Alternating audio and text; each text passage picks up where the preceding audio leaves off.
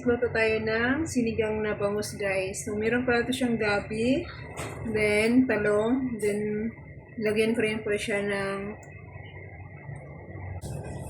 ng labanos, then ang kangkong.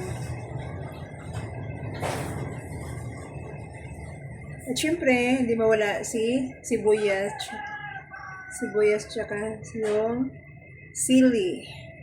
Then kamatis. So, kaunti na lang, guys, ay pwede na rin po siyang haungin. Hanguin.